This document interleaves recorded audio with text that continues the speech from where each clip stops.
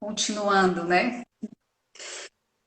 Então, como eu dizia, Wilde, o esforço de João Paulo II, logo no começo das catequeses, é exatamente fazer a apresentação desse princípio. Por quê? Porque o homem, em contato com isso, com essa verdade, e aqui essa coincidência, né, das catequeses com o canto das iras é muito perfeita, porque se parte da verdade do princípio, não é? E com essa experiência que é profundamente restauradora do homem, nós somos capazes de fazer esforços por causa dessa dignidade. Nós somos, sabe quando você tem um sentido e um porquê fazer um determinado esforço? Não é? Realmente seria um pouco desumano exigir do homem algumas coisas nesses processos de conversão, de amadurecimento, de santidade e tudo, se o homem não tiver um sentido para aquilo. É muito mais pesado fazer a pessoa fazer essa passagem. Mas o que torna leve isso? Você apresentar o sentido. E João Paulo II ele usa exatamente esse método. João Paulo II, na Teologia do Corpo, ele apresenta exatamente isso. Como se ele dissesse assim, vamos mostrar a dignidade do homem para fazer com que o homem tenha motivo para lutar por ela. Não é? E a luta por ela é exatamente todos esses processos que a gente está comentando aqui, né? De esforço pela santidade, que começa às vezes no esforço grande porque a gente é familiarizado com as más inclinações, mas o saldo de liberdade que vai dando, né? Os sabores da maturidade, os sabores da santidade, os sabores da liberdade de uma vida em Deus, isso tudo é uma recompensa que não espera a eternidade, não. Tem sabores disso já no caminho que a gente faz aqui.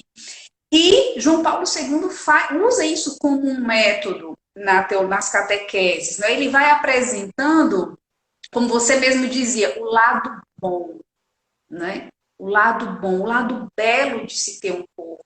O lado bom, belo e santo da sexualidade, da alma humana, do espírito do homem, do uso dos sentidos, da vida no corpo, né? Isso tem beleza, isso precisa ser conhecido, mas atenção, não é qualquer apresentação do corpo do homem que cura o homem no seu corpo, não é?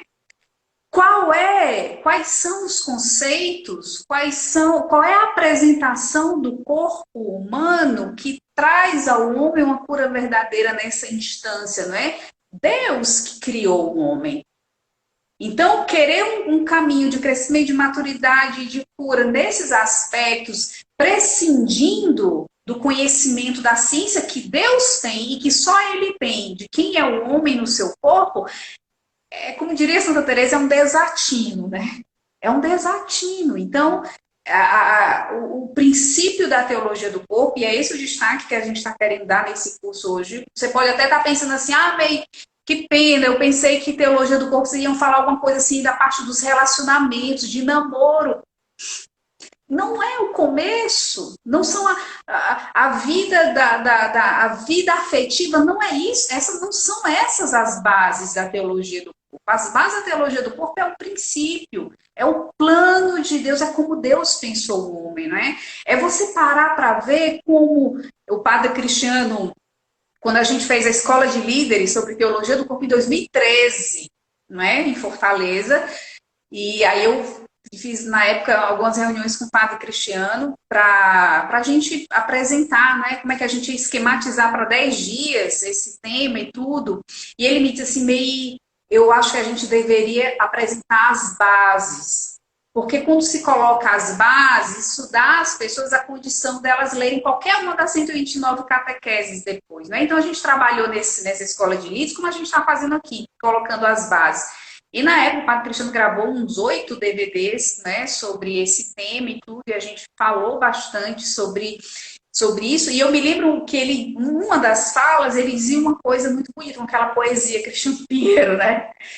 Ele dizia assim, você já parou para pensar que você, no sentido teológico, você é uma cópia de Deus sobre a face da terra, né?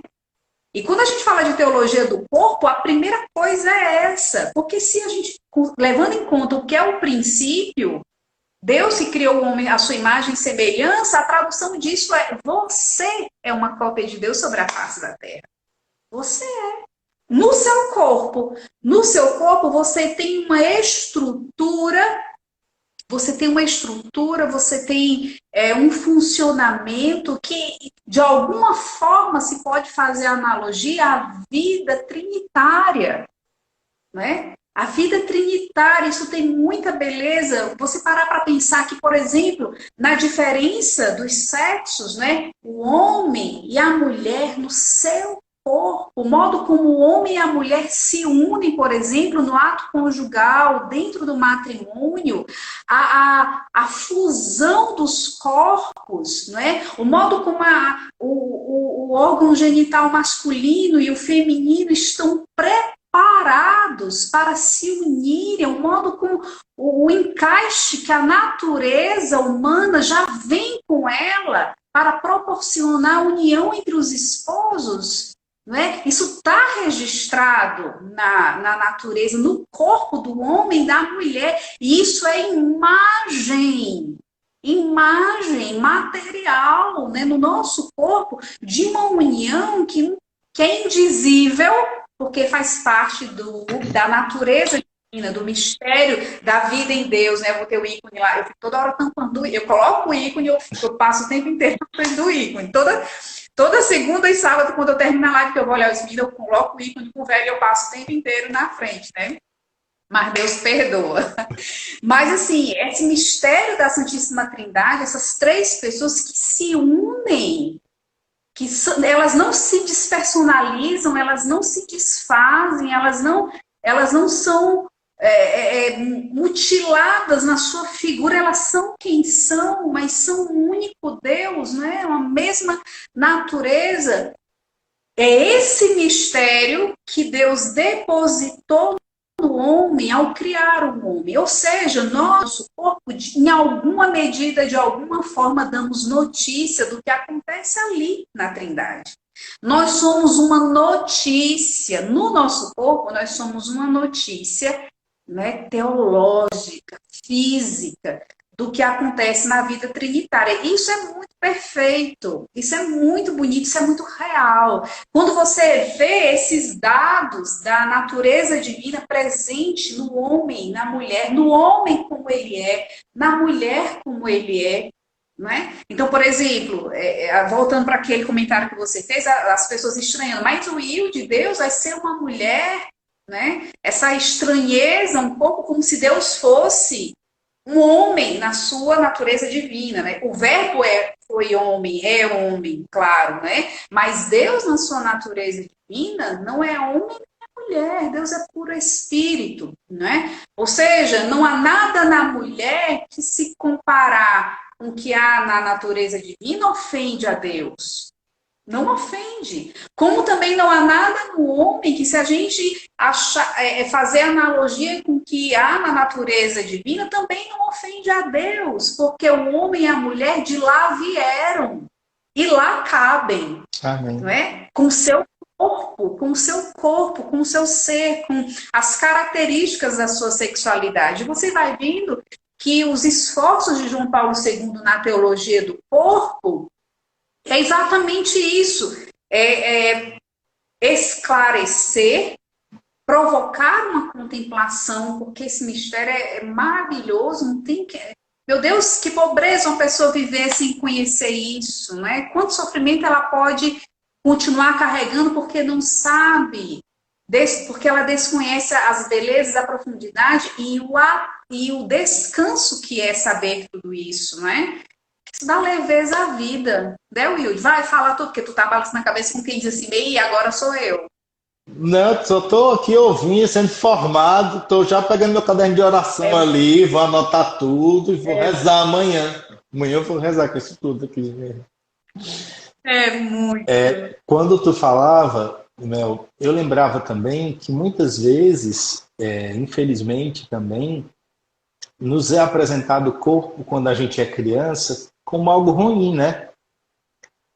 Às vezes, quando a gente é criança, nos é apresentado o corpo, a própria sexualidade, genitalidade, como algo sujo, algo feio. Uhum. E isso não corresponde à verdade cristã, à compreensão cristã, à compreensão da teologia do corpo.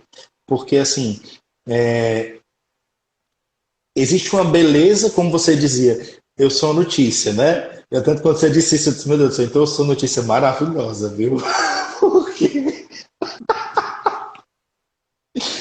porque quando eu olho, por exemplo, eu e o de Fábio, né?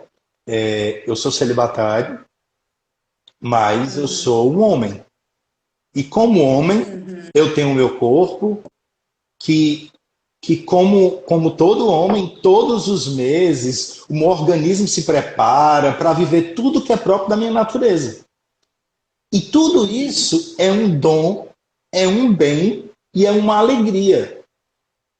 Aham. Mesmo que na minha vocação e na minha escolha eu faço o exercício de uma oferta. Eu não tenho esposa, eu Uhum. não tenho. Mas em nada o meu celibato nega o meu corpo, ou a minha sexualidade, ou a minha afetividade. Eu acho engraçado, meio que às vezes as pessoas me perguntam, sabe o quê? Wilde, como é ser celibatário e ser artista? Como se fossem duas coisas contrárias. E meu povo, não é. Não tem. Aí a primeira coisa que eu digo, não tem o Wilde celibatário e o Wilde artista. É um só. E esse um Uhum. só enxerga tudo e vive tudo com alegria e com felicidade, reconhecendo em tudo isso um dom de Deus. Claro que sempre vive o já e o ainda não, porque existe um caminho a ser trilhado, uma vocação, e enquanto eu viver nessa terra, eu sei que vai estar com consciência o pecado para eu lutar. Porém, Uhum. o reconhecimento do dom e do bem e da beleza foi Deus que me deu. Quem fez isso aqui? Às vezes, quando eu acompanho algum artista que tem conflitos nessa área, eu digo, meu filho, vem cá. Quem foi que lhe deu isso aí? Foi Deus ou foi o demônio? Quem foi que fez isso aí? A pessoa normalmente diz, não, foi Deus. Pois é, gente. Então, de coração, a gente precisa mergulhar também nesse sentido saudável, positivo. E é claro que Deus quer elevar. Mas, aí, Deus não vai poder elevar se a gente continuar negando. Deus não vai poder levar se a gente continuar, entenda, marginalizando, entende? Uhum. E ao contrário, é isso que você falou, é uma vocação de eternidade, é de um para sempre, é de um céu. Uhum. E aí, perdão, me perdi agora. Vai, fala aí. Então, eu estava pensando aqui, Wilde, nesse sentido de conviver com esse dado do corpo como algo bom, um modo bem concreto assim de valorizar isso em toda a sua extensão, né? Você vê que João Paulo II, ele foi um homem que, vou estender aqui o comentário para o leque das relações, né? Esse valorizar o homem inteiro, como João Paulo II fez, valorizando a pessoa na sua dignidade de filho de Deus, independente do cenário, não é? Que ela se mova. Então você vê que nesse sentido João Paulo II ele foi capaz de pular os muros da igreja, me entenda, Total, porque tem homem lá do outro lado, porque tem homem lá do outro lado. total. Então João Paulo II ele se transportou para o cenário político internacional, das artes, dos jovens, das famílias, dos operários, o leque de relações de João Paulo II é uma coisa absurda, de ampla, né, e de eclético, né? Porque João Paulo II ele tinha, a partir do princípio, da consciência do princípio, ele tinha esse olhar para o homem do valor daquela pessoa, ela toda, ela inteira, independente da história e do histórico dela, ela inteira é e que ela merece ser tratada segundo essa dignidade do princípio, e não segundo, tô vendo, viu, Débora? Linda. E não segundo o que se possa dizer daquela pessoa a partir, talvez, de um olhar superficial ou julgador dela. Esses dias eu estava relendo várias coisas, né, João Paulo II. Eu tenho, assim, uma saudade afetiva dele tremenda, assim. Sou louca por Papa Francisco, né? Sou louca por Bento XVI. Mas eu acho que João Paulo II, assim, acompanhou grande parte, né, da minha vida, e a gente tem esse vínculo com ele, assim, enquanto geração João Paulo II, né? E esses dias eu estava... Gente, só uma coisa, perceba, gente, não foi ela que acompanhou a vida de João Paulo II, foi ele que acompanhou grande parte da vida dela. Vocês perceberam esse detalhe? É muito importante. Ele acompanhou, porque eu era jovem da geração do pontificado dele. Ele me acompanhou, sim, senhora. E aí, João Paulo II, ele... Ó, tu fez eu me perder, mas vou continuar. Vai, tu fala aí que ele acompanhou tua vida. Não dá certo live contigo, porque tem uma hora que a gente vai brigar em algum momento. Igual a gente tá na vida real. Graças a Deus! Também não vai ser uma briga no corpo, porque a gente tá bem distante, mas se fosse ao vivo ia ser. A briga da Ibope. Humilde, não, mas continuando, é o seguinte, como eu estava vendo, né? Como João Paulo II, ele tinha uma capacidade muito grande de olhar para esse homem, independente da história e do histórico ou do seu momento atual, ele tratar aquele homem segundo o princípio. Sim. Então, eu relendo e assistindo algumas coisas, eu fui vendo imagens, né, fotos dele com o Mikhail Gorbachev, lá na época, né, antes da queda da antiga União Soviética, foto dele com Fidel Castro, foto dele com o presidente dos Estados Unidos, foto dele com os monarcas da Inglaterra, foto dele com Madre Teresa de Calcutá, ou seja, com pessoas variadas, dos vários cenários, onde talvez a gente batesse o olho e dissesse assim, eita, com essa pessoa, né? Sim, João Paulo II não tinha esse olhar. Para ele era ali diante dele um homem. Sim. Aquela pessoa que é uma notícia do princípio. Sim. E ele tratava assim a pessoa humana. Que tem essa dignidade. Exato, e a gente viu João Paulo II, por exemplo, e aqui nesse sentido dele ser o filósofo personalista, é uma grande verdade, são os expoentes do personalismo, porque João Paulo II tinha essa compreensão do quanto, especialmente por conta da encarnação, tudo isso no homem estava profundamente revalorizado. O homem, essa notícia de Deus, na sua figura, né, ontológica, as notícias teológicas, né? E João Paulo II, ele tratava cada pessoa assim. Então não era não era o ambiente secular.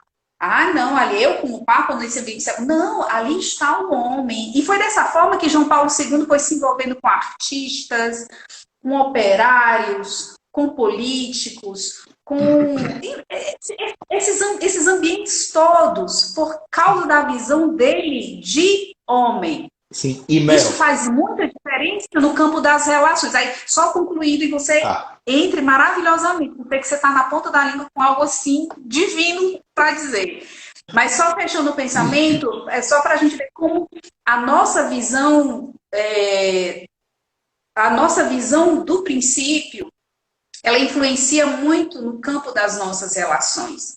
O modo de nós tratarmos o homem, o modo de nós evangelizarmos o homem, o modo da gente ofertar a nossa vida pelo homem, o modo da gente tocar, né, Wilde, as feridas das pessoas, a história das pessoas, ela está muito ligada à nossa visão do princípio, a nossa sensibilidade, a nossa experiência com esse dado, que não é só teológico, não é?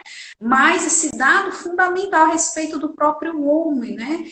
é essa dignidade que está presente, né? Façamos o homem a nossa imagem e semelhança. É essa dignidade que está presente naquela pessoa, inclusive que você não suporta, que você acha que não pode se misturar, que você acha que não está no mesmo nível que você acha que faz um caminho diferente do seu e, portanto, sabe lá Deus o que é que vai ser dessa pessoa no final da vida. Esse tipo de pensamento tolo e tosco, né? Que a gente tem muitas vezes, porque nós mesmos estamos desprendidos desse princípio. E a teologia do corpo, ela quer ser o resgate dessa compreensão, porque isso pacificaria muito, né, as nossas relações. E aí sai de um contexto de instrumentalização do outro. Porque uma das Exato. coisas que acontece na sociedade atual é que tudo é instrumentalizado. Tudo. Tudo. Então, assim, se eu posto uma foto com uma pessoa, as pessoas... É muito engraçado isso, Meio. Elas já fazem uma leitura de instrumentalização. Entende? Uhum. Ou eu estou me aproveitando da pessoa, ou a pessoa está se aproveitando de mim. Elas não conseguem entender exatamente esse princípio que João Paulo II entende tão bem, da dignidade da pessoa, independente do contexto no qual ela esteja inserida. Essa dignidade do outro que faz com que... Olha, Débora. Ô, Débora, deixa de ser nojenta, Débora. A gente tá falando sério, gente. Débora, no final, Débora, eu vou fazer a propaganda da nossa live, viu? Já vou avisar hoje aqui como é que vai ser a nossa. E que meio é interessante porque o que acontece? Na verdade, eu preciso enxergar o outro por ele mesmo e não pelo que ele pode me dar. Porque hoje em dia é como se a gente só pudesse enxergar o outro em cima do que ele pode me dar. Entende? E aí é muito engraçado porque, por exemplo, uma relação, por exemplo, de uma foto postada ou uma relação de relacionamento de amigo, entende? Então, assim, eu preciso ser capaz de referenciar o outro por causa da dignidade que ele possui nele mesmo. Exato. A origem dele é o próprio Deus. Não tem outro jeito de dizer, não. É o próprio Deus. Que a partir desse instante que eu entendo isso, eu vou me relacionar com todos, com respeito. Que aí entra essa questão do João Paulo II e da teologia do corpo. E aí a gente precisa entender que eu posso instrumentalizar o outro em todos os sentidos. Até numa pseudo-evangelização. Onde, na verdade, eu não tô nem preocupado na dignidade nele como filho de Deus, mas sim nele ser um número, nele ser um convertido. Sim. E o princípio não é esse. É no caso, um proselitismo. Exatamente. E não uma reverência à dignidade da pessoa. Exatamente. Porque essa reverência da dignidade, porque é o que, por exemplo, Madre Teresa fazia. Existem relatos de pessoas que eram de outras religiões, que ela cuidava e que ela tratava com todo respeito e carinho até o fim da vida que a pessoa tinha, porque ela tinha essa compreensão do dado da divindade, né, da vocação primeiro, da dignidade do homem. E muitas vezes, como é triste, meio, até no nosso meio mesmo, o quanto nos falta isso, porque, por exemplo, às vezes as pessoas vêm me falar com relação a preconceitos, seja de qual ordem que for, e, por exemplo, casais de segunda união, realidades de estilos, de sexualidade, tanta coisa.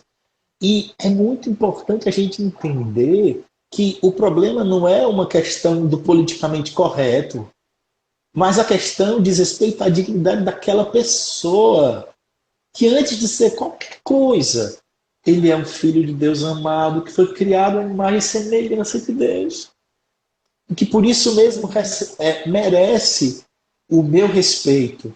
E aí entra meio, porque, por exemplo, queira ou não queira, pode prestar atenção. Se o meu relacionamento com as pessoas é um relacionamento de interesse, é impossível minha relação com Deus ser diferente. Porque eu acabo estabelecendo com o outro o mesmo parâmetro que eu tenho para me relacionar com Deus. Vai, Ney Andrade. Não, eu tô entendendo e tava aqui pensando, na verdade, nas figuras que João Paulo II já se encontrou e fez questão de ter um trato bastante público, sabe? E no que resultou me entender, esse não preconceito por causa desse dado, não é, teológico que me faz ter reverência à dignidade dessa pessoa, independente do seu histórico e da sua atualidade. Eu me lembro muito, e não é fácil de identificar como a relação, por exemplo, de João Paulo II com Mikhail Gorbachev na época não tenha sido. Muita gente dizia assim, é porque João Paulo II, de certa forma, não, de modo muito concreto, foi um dos elementos, né, que influenciou na queda, né, do comunismo, que influenciou. Então, como que João Paulo II fez esse papel?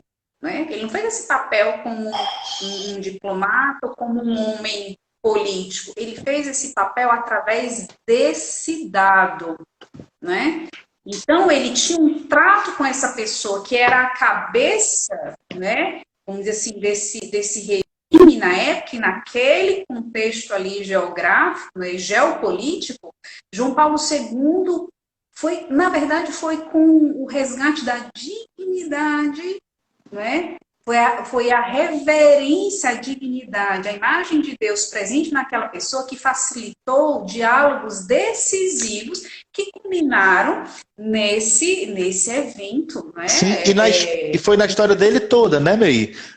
Porque no nazismo, exato, no comunismo, em todos eles houve, ou em todos os regimes. É isso que eu estou querendo dizer, porque João Paulo II ele foi se relacionando a partir desse dado com essas figuras públicas todas, sempre a partir disso, e são pessoas de cenários bastante diferentes no campo da religião e que deram acesso a João Paulo II porque não se sentiam ameaçadas por ele. Sim. Não se sentiam julgadas, ou não se sentiam tantas. Na verdade, essas pessoas sabiam que a experiência que elas iam tendo era de uma notícia que elas não tinham a respeito de si, não é? Que é exatamente esse valor, essa dignidade. Você é valioso por quem você é no plano de Deus. Isso facilita diálogos, isso facilita as relações, isso distensiona aquelas vias dos diálogos e das relações que a gente precisa entrar, né, com a notícia do evangelho, enfim. Mas é incrível como a teologia do corpo ela é uma coisa muito ampla, e o esforço, assim, no caso aqui na live, né, era exatamente a gente sair um pouco daquele pensamento automático do teologia do corpo, homem e mulher em relacionamento, e a gente passar para essa redenção do homem, que é o principal, que são as bases, o sentido esponsal do corpo, que é o homem se unir a Deus a partir, sim, do seu dado corporal, não é? E a lógica do dom, que é outro traço da vida trinitária que está presente no homem também. Né? E você vê isso muito presente na biografia de João Paulo II. Né? Uma pessoa que se deu doente, que se deu cansado, que se deu a pessoas que não lhe davam retorno, vamos dizer assim, né? Que se deu não por recompensa, porque as exigências de um pontificado não tem recompensas, não, pelo contrário, né? Foi dentro do seu pontificado que ele foi alvejado, né, na Praça de São Pedro. Foi dentro do pontificado que aconteceu talvez as piores, eu não diria as piores que em tempos de guerra e ter presenciado uma guerra, eu não sei se tem coisa pior do que isso, mas ele viveu coisas bastante violentas também, e continuou se dando. João Paulo II viveu coisas difíceis, e isso não freou nele esse dado teológico do continuar se dando. Então você vê que João Paulo II teve uma pregação catequética, mas teve uma vida, uma biografia muito catequética também. A teologia do corpo é uma coisa muito fácil de você pegar a qualquer momento da vida de João Paulo II e associar, porque foi uma coisa experimentada. A teologia do corpo ela não é uma informação de laboratório acadêmico, uma coisa intelectual. Não, é vida e vida real. Vida que resultou, através do pontificado João Paulo II, coisas muito concretas, muito decisivas para a história do mundo. Basta você imaginar que nos seus funerais, aliás, antes mesmo dele dar notícia, né, do óbito, você vê as pessoas afluíram a Roma. Roma não cabia mais gente em Roma, porque o mundo inteiro se deslocou para Roma porque queriam dar um último adeus ao homem que fez o quê? Trouxe a notícia de quem nós éramos, resgatou na humanidade a notícia de quem nós éramos, o valor que nós temos, a dignidade que nós temos, e colocou isso como um critério para a relação entre nós. Gente, teologia do corpo é isso, nas suas bases, tá? Claro que ela vai ter todos aqueles desdobramentos que a gente fala, né? Nas dimensões dos estados de vida, e o homem e mulher se relacionando, né? Que são as coisas talvez um pouco mais populares que se sabe a respeito disso. Mas não dá para a gente passar esse assunto sem visitar essas bases, que a gente trairia muito os esforços de João Paulo II, né? Não tem como ir adiante sem partir desses princípios. Will, já vi que tu pegou o violão. Peguei, tô aqui no ponto, ó. Gente. Ei, eu lembrava também, May, por exemplo, hoje, né? Existe um partido A e um partido B. E é muito engraçado isso, porque a pessoa vê o Papa receber um político do partido A. Isso não é só Brasil, não, qualquer país. E a pessoa é do partido B. E aí ela reclama porque ela diz, será que ele não percebe que ele está sendo instrumentalizado pelo partido A? E é engraçado que a pessoa ela não percebe que ela também está instrumentalizando o Papa. Não sei se você está me entendendo. Tô. E é muito interessante eu falo disso porque hoje a gente vive num mundo tão polarizado que parece que você tem que tomar um lado, você é obrigado a tomar um lado, você tem que tomar um... Peraí, gente, que isso? Então, assim, eu falo isso porque uma das coisas que eu acredito muito sobre essa questão da dignidade humana é que ela é um remédio, e a teologia do corpo, no caso, é um remédio muito bom para a sociedade atual e para essas realidades das relações, inclusive no caminho virtual, que é onde mais se estabelece uma relação de utilitarista e, ao mesmo tempo, de coisificar. A pessoa é totalmente coisificada. As pessoas são destruídas. E aí, sobre o pretexto de tudo, até sobre o pretexto da moral, até sobre o pretexto de ser de Jesus e da igreja. Entende? E aí, quando você entende essa dignidade, você dizer assim, né, que ajuda nos relacionamentos, que cai coisas, e também tiram a moral dura, entende? Rígida, sem sentido, sem significado, porque assim, a moral existe por causa da dignidade desse homem que a gente está falando. A moral não vem primeiro, e a dignidade vem se a pessoa cumprir a moral. Não, nada a ver. Essa não é a lógica. Entende? Então, assim, eu acredito que também faz parte desse resgate da teologia do corpo um retorno a uma pureza. Entende? Uma pureza no olhar, uma pureza no coração. Porque, por exemplo, voltando àquela história do coração e do corpo, a gente não pode esquecer que existe uma coisa chamada orgulho espiritual. E eu posso até no meu corpo estar, entre aspas, bem. E entenda, ser o cão. E aí, retornando. Retornando, eu lembrava também, por isso eu peguei o violão, tá, May Andrade. Eu lembrava muito de uma música que a May também me pediu para tocar e que ela reflete muito essa experiência de ser tocado, essa experiência de Deus que se dá no corpo, que não se dá em outro lugar, e que muitas vezes a gente foi tão ferido pelo pecado, pelas pessoas, que a gente tem medo de ser tocado. Só que a gente precisa ser tocado, não é, May Andrade?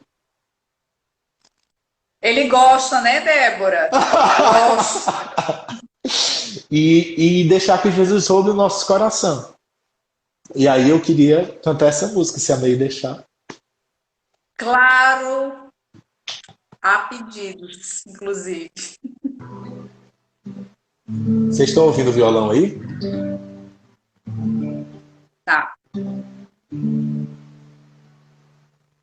Por que tanto dói mexer no coração e deixar o amor brotar? Por que tanto dói ser frágil e depender, deixar-se tocar por outro alguém? A incerteza faz com que o medo venha, mas no peito arde um desejo de se dar. Se tu roubares o meu coração, só te vou amar, só a ti, só a ti. Se tu roubares o meu coração, só te vou amar, só a ti, só a ti. Que vergonha ai amar, sim eu sei, sou pecador, mas não suporto viver longe de ti, meu Senhor. Se tu roubares o meu coração, só te vou amar, só a ti, só a ti. Se tu roubares o meu coração, só te vou amar, só a ti, só a ti.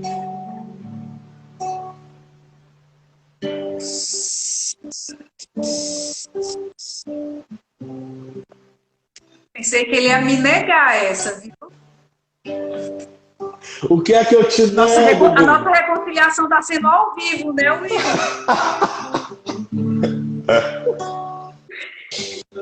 Eu queria fazer um gancho dessa música, né, ainda com a teologia do corpo, porque a gente vê como João Paulo II, com relação à teologia do corpo, ele reforça, na verdade, isso que a gente conversou há pouco, né? Esse amor ao homem, a qualquer homem, né? A qualquer pessoa, né? Onde quer que ela esteja, o que quer que ela tenha vivido, o que quer que ela faça, né? E isso vem exatamente dessa experiência de amar autenticamente a Deus. Só um pouquinho. De amar autenticamente a Deus, né? E o interessante dessa música, quando fala, né, se tu roubares o meu coração, só a ti vou amar.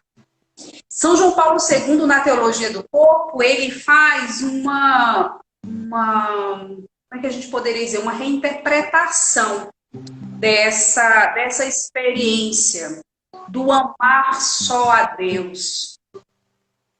E também se distanciando e combatendo uma mentalidade, né, maniqueísta, onde o corpo é algo mal, é algo que me atrapalha, o outro também me atrapalha, né? Então, às vezes, essa coisa do amar a Deus e do amor a Deus ter que excluir o outro, não é? É outra coisa da teologia do corpo que a gente vê muito combatida por João Paulo II, não é? Então, João Paulo II também, ao longo das catequeses, valoriza não só o corpo como um dado também teológico a respeito de cada homem, né? Como, aquilo que diz respeito a mim como pessoa humana, mas também a tua natureza humana, o teu valor, a tua dignidade, como a gente falava. Ou seja, nessa experiência de retorno ao princípio e de um amor a Deus, isso inclui necessariamente a outra pessoa. O outro. Então, se tu roubares o meu coração, só ativa o amar. Só ativa o amar não significa não amar mais ninguém. Né? Isso, para a teologia do corpo, é uma coisa muito fundamental. Não é? É um amar só a Deus, não é? E um amar tanto a Deus que isso se traduz de imediato no amor a todos. Se você toma, como a gente tem feito desde o início dessa live, a biografia de João Paulo II, você vê que ele foi um homem de muitos amores. Não é? Amou muitas pessoas e amou de um modo muito concreto, né? De um modo muito real, de um modo muito próximo. Eu lembro de uma visita que aquela amiga dele de teatro, né, fez em algum momento no seu pontificado, que ela visitou João Paulo II. Já fazia muito tempo que eles não se viam, ela já de idade, ele também bem de idade, e eles tinham sido amigos, né, e eles tinham lutado juntos através das artes no tempo de Polônia sitiada pelo nazismo. Então, você vê assim, como João Paulo II, nesses gestos todos, ele nunca tirou o homem do seu horizonte. Pelo contrário, ele trabalhou sempre muito com o homem no seu horizonte. Não é? Não um horizonte distante, né, como a imagem sugere, mas no sentido do homem sempre diante dos olhos. E isso está muito presente nas suas cartas apostólicas, nas suas encíclicas. Né? São João Paulo II escreveu às mulheres, escreveu às famílias, escreveu aos artistas, aos jovens. Então, essas pessoas, né, traduzidas meio que em públicos, mas no fundo, essas pessoas que ele queria alcançar. E ele fez esse movimento exatamente por ser alguém que amou a Deus com um coração indiviso. É muito estranho a teologia do corpo que um amor indiviso faça com que a gente deixe de amar as pessoas. Às vezes, por um amor a Deus tão exclusivo, tão total, tão profundo, tão único, a gente começa a selecionar a quem amar porque aquela pessoa não está, talvez, o suficientemente adequada. Vou te dar o tempo. Não está suficientemente adequada aos meus critérios de amor. Né? Não é talvez um pouco digna do amor que eu tenho para dar e que eu tenho que dar. Né? E João Paulo II, ele faz uma quebra desses muros todos. A gente falou já um pouco disso, né? Mas eu queria reforçar, porque quando o Wilde foi cantando, né? E foi eu que pedi essa música, antes que ele fique querendo dizer que foi ele que teve a ideia, foi eu que tive. Eu pedi para ele já faz tempo. Desse Wilde não pode acabar sem cantar essa música minha. É dele, mas é minha, porque eu rezo com ela há 1000 anos. Mas esse se tu roubares, Lu, te amo também. Luciana Vargas. Então, se tu roubares o meu coração, só ativa o amar. Né? A teologia do corpo, ela fala desse retorno de um amor a Deus, mas de um amor que se amplia automaticamente à humanidade toda, seja quem for esse homem e onde ele esteja.